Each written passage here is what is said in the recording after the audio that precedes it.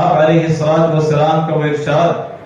کہ مسجد اقصی، مسجد حرام اور مسجد نبوی میں نماز پڑھنے کی فضیلت کے بارے میں کہ آپ علیہ الصلوۃ والسلام نے فرمایا کہ باقاعدہ سفر اگر کیا جائے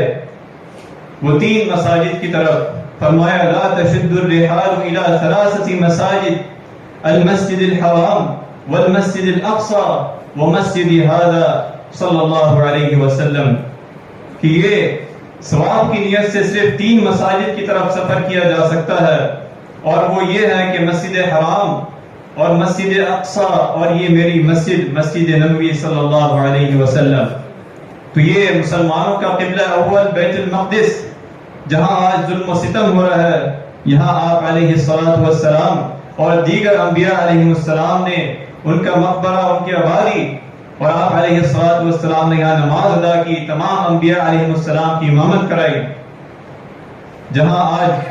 فلسطین اور بیت المقدس اور غزہ میں مسلمانوں کا قتل عام ہو رہا ہے، مسلمانوں پہ ظلم ہو رہا ہے، وہاں کے رہنے والے وہاں نماز نہیں ادا کر سکتے۔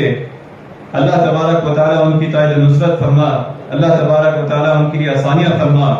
کہ دیکھیں کس طرح انسانوں پر، انسانی آبادیوں پر ظلم و ستم ہو رہا ہے بیت المقدس میں، فلسطین میں،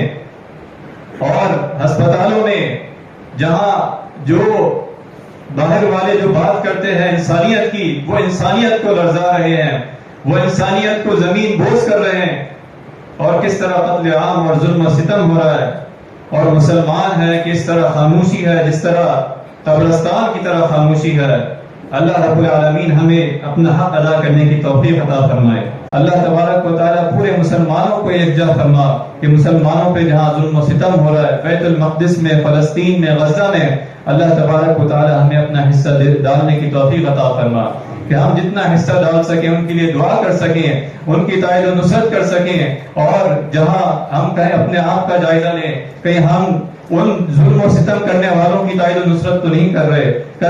کہیں ہم، اللہ رب العالمین روز قیامت ہم سے پوچھے گا کہ تم نے ان یہودیوں کی مصنوعات کا، ان یہودیوں کی چیزوں کا جو تمہیں پتہ لگا، تم نے بائیکاٹ کیا یا نہیں کیا؟ تم نے مسلمانوں کے لہو میں اپنا حصہ ڈالا، تم نے مسلمانوں کے قتل عام میں اپنا حصہ ڈالا؟ اللہ رب العالمین نے فرمایا انما المؤمنون اخوہ، اور آپ علیہ الصلوۃ والسلام نے فرمایا کہ مسلمان ایک جسم کے مانند ہے، جسم کے کسی حصے میں تکلیف ہوتی ہے تو پورا جسم اس تکلیف کو محسوس کرتا ہے۔ آج فلسطین میں، آج غزہ میں، آج مسجد اقصی میں ظلم و ستم ہو رہا ہے، ہمارے لیے آزمائش ہے، جہاں ان پر آزمائش ہے، پوری دنیا کے مسلمانوں پہ آزمائش ہے کہ وہ کب یکجا ہوں گے، کب اپنے مسلمانوں کی آواز کو بلند کریں گے، کب ان کے لیے یکجا ہو کر ان کے ظلم و ستم کو روکیں گے۔ اللہ رب العالمین ہم سے پوچھے گا، ہمیں تمہیں حکومت دی تھی، ہمیں تمہیں مسلمان بنایا تھا، ہمیں نبی صلی اللہ علیہ وسلم کا امتی بنایا تھا، ایک فرد کی واحد ہے پوری امت، تو تم نے اپنا کتنا حصہ ڈالا؟ آج ہمارے اوپر یہ ضروری ہے